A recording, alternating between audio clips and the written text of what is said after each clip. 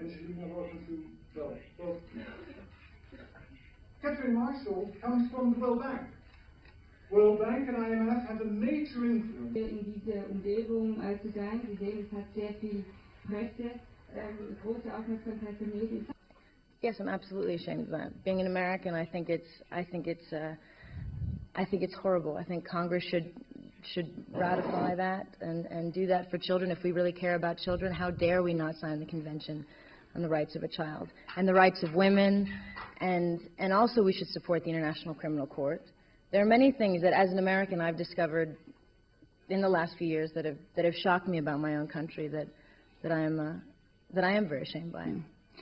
All this is true for you and me individually, and also it's true collectively. You know, Angelina rightly points out that there's some governments like the United States that still are not comfortable even ratifying the major human rights treaties that are out there.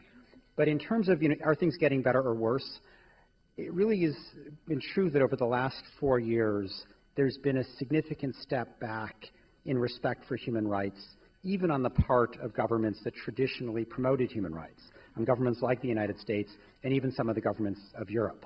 Addressed as our first priority are the end to hunger, the right to live. Angelina Jolie, of course, hardly needs an introduction. Angelina as a person is, among others, Goodwill ambassador for UNHCR, an organization dealing with refugees. It's important to maintain the moral high ground in fighting terrorism, but the U.S. government, in particular, has lost that moral high ground. It has been using torture. It has been detaining people in secret detention facilities. It's been disappearing people. I fear that is not only wrong, but it is counterproductive.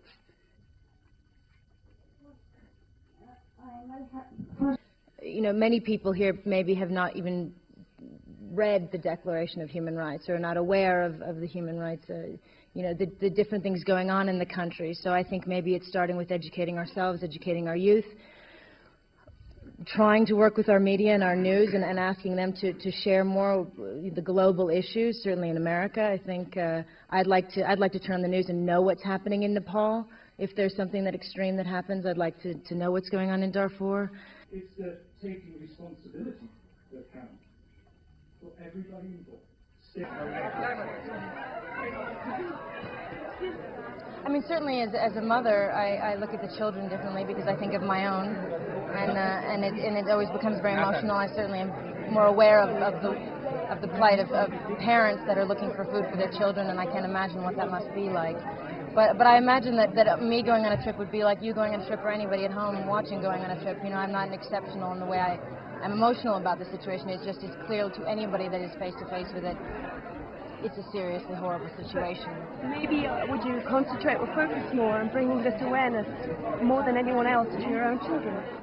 Oh, my own children are very aware. My own children are aware almost by default because they are from these countries, and so to learn about their own countries, my son will be learning about Pol Pot, he'll be learning about refugees, he'll be learning about landmines.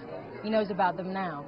And my daughter will learn about Ethiopia, and I pray that country will stabilize, and when she's 16 she can spend time there, but I'm very concerned that when she's 16 she won't be able to go because it'll be too dangerous. So, I have an investment in these countries personally because I'm concerned about the future of them on obviously a very personal level.